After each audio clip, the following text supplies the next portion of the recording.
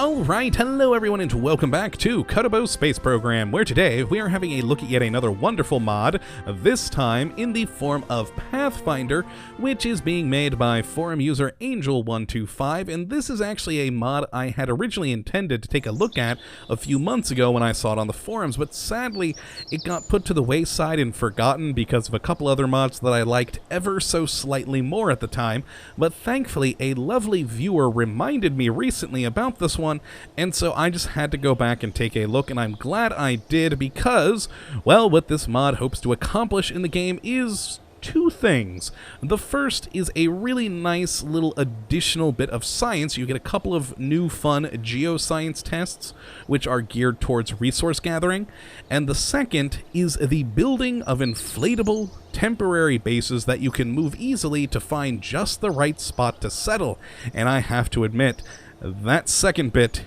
is just amazing and intrigues me the most about this mod. So let's just jump right on into the VAB and take a look at what all parts make that possible.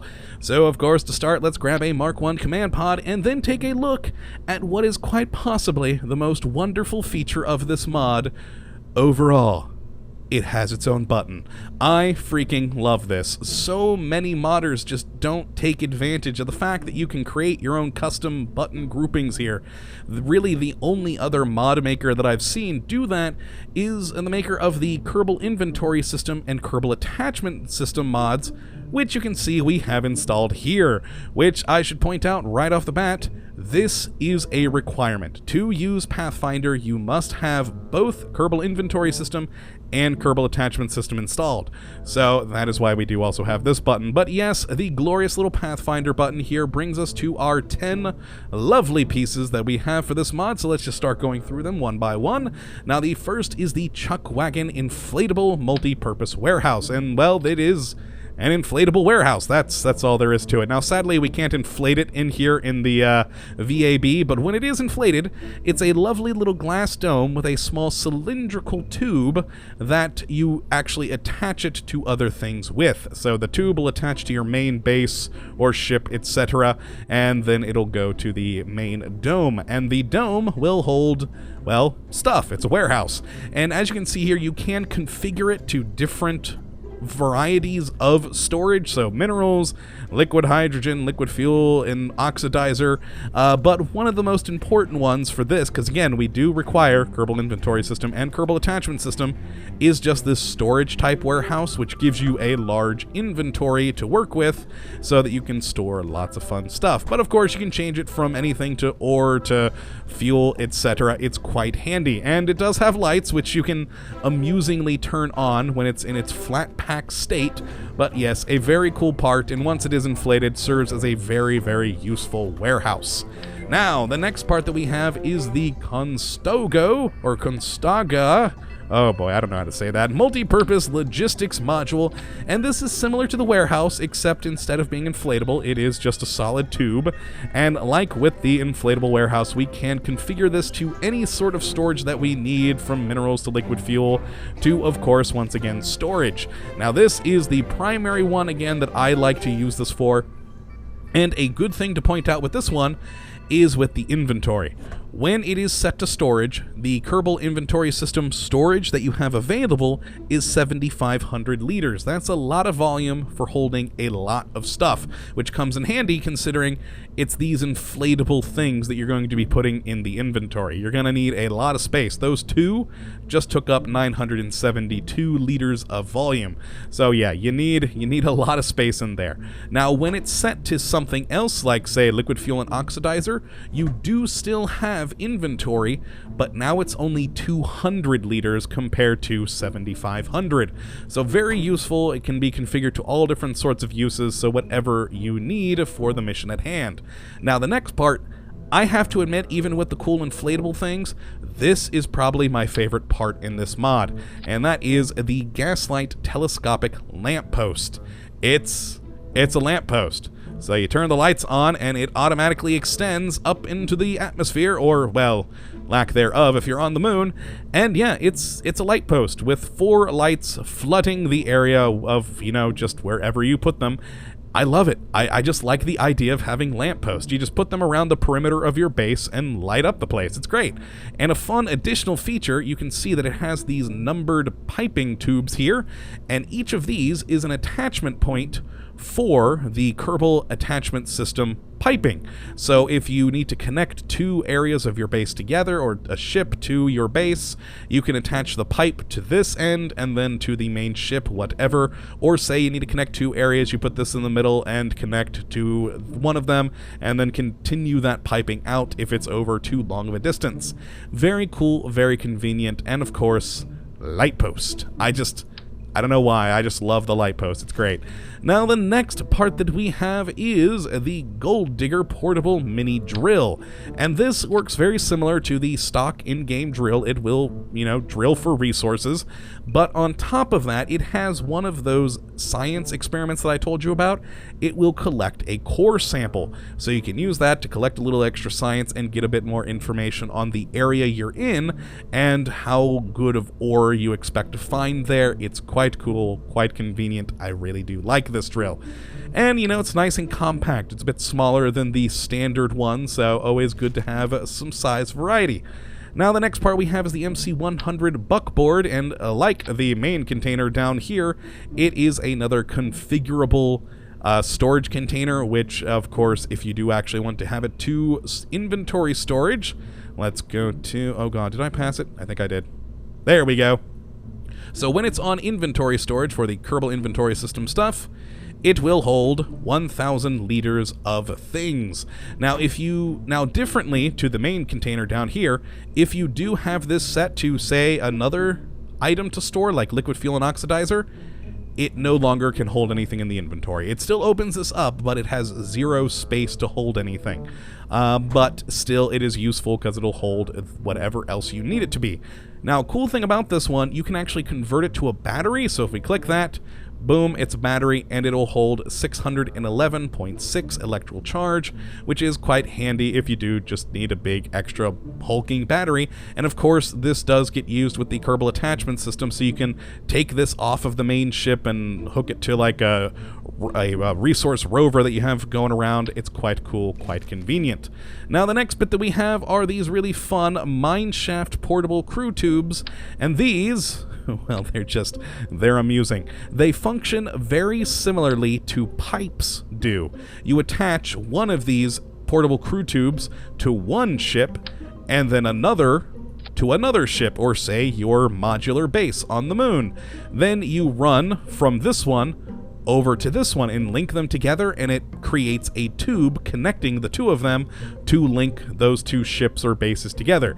It's quite cool. It's essentially just a gigantic, really thick pipe, but it's fun. I really like it. It adds an extra little bit of interesting, oh boy, I don't even know what the word would be for it, but just a very fun feature and a different way of connecting your base together other than small, thin pipes. I really do enjoy it.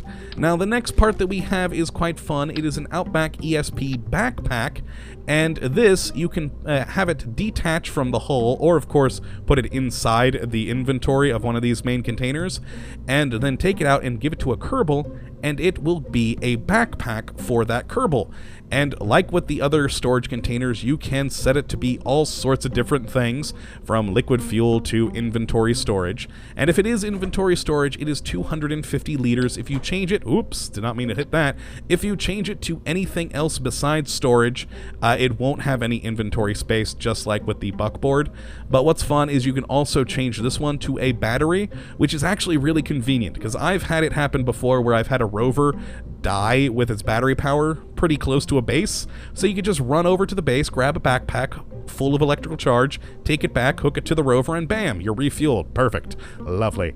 And yeah, it's just fun, though, to have a backpack for this, especially with inventory storage, because it almost doubles the amount of inventory a Kerbal can hold, which is quite fun. Now, the next thing that we have is the primary inflatable module. This is the Ponderosa inflatable module, and it can hold, once inflated, 4 crew members inside of it, and can be configured to either a geology lab or a habitat. And if we actually right click here and go to manage operations, we get this fun little extra UI, which is how you control all of this.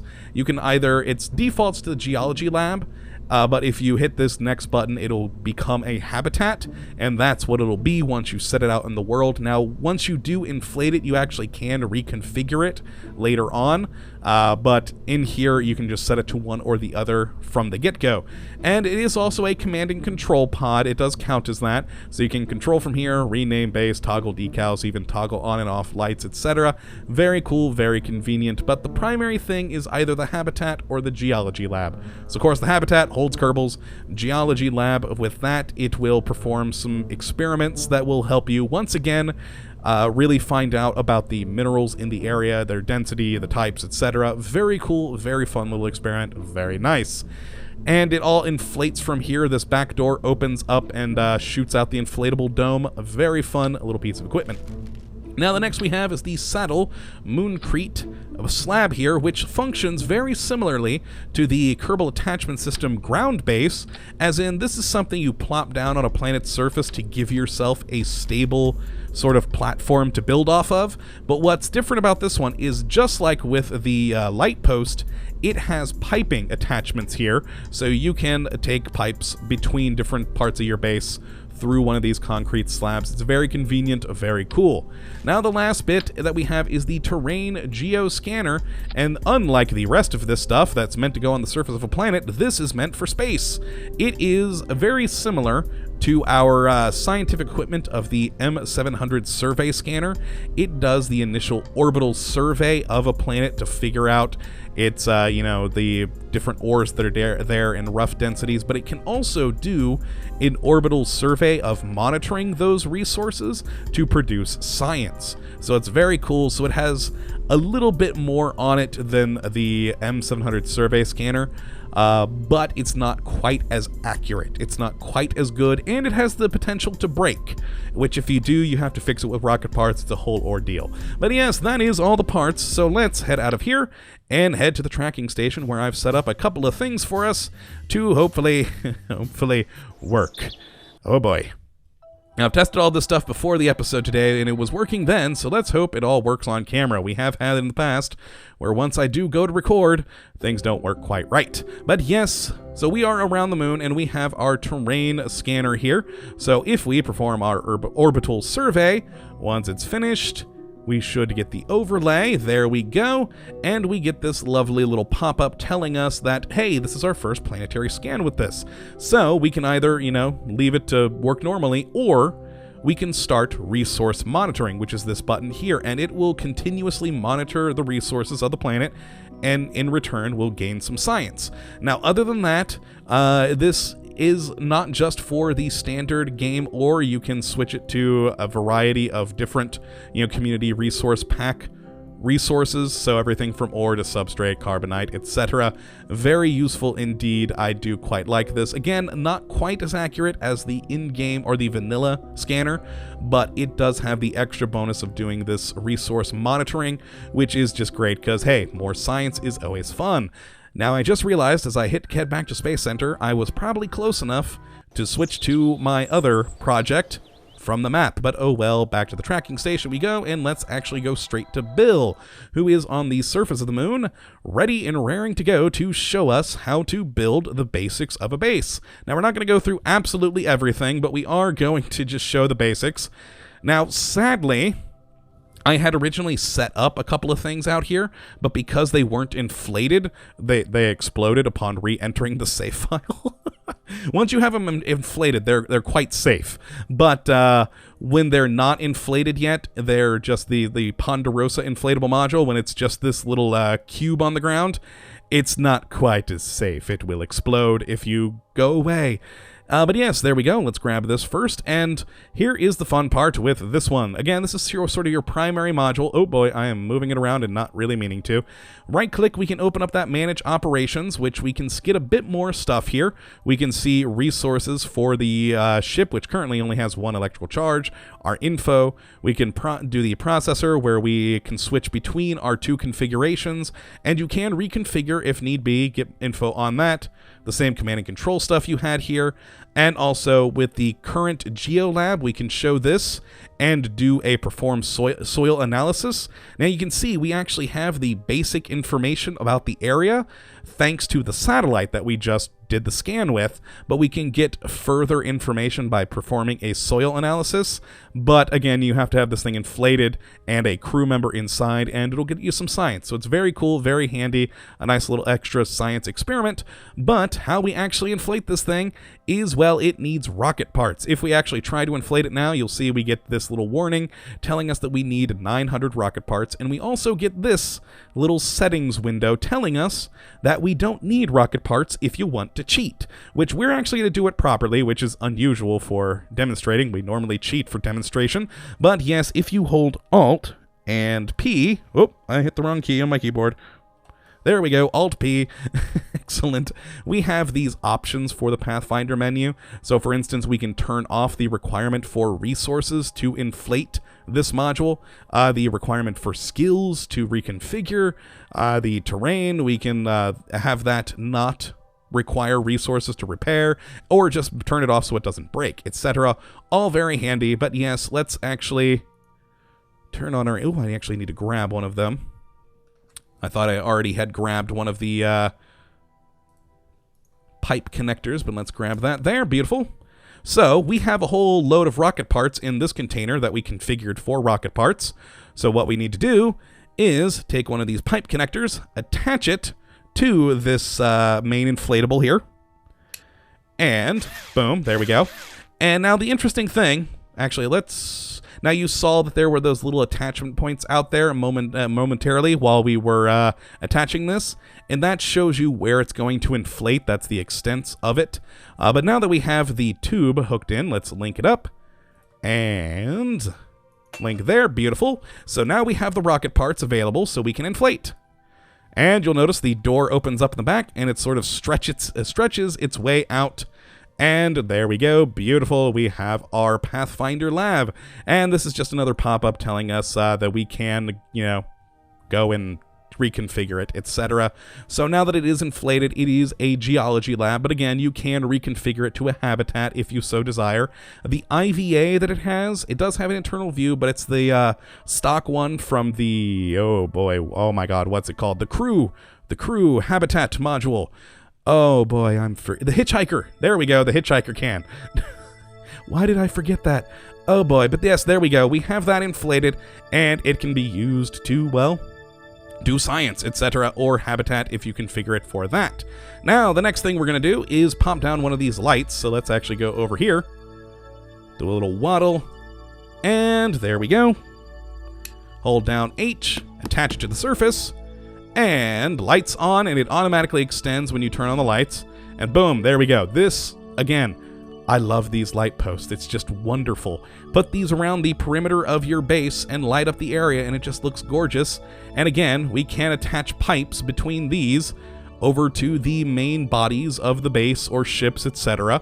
It's great. Like, imagine you could set out some of these light posts as your landing pad, and then once your ship is landed, you can attach a pipe to there, which then attaches to the base so it can refuel, etc.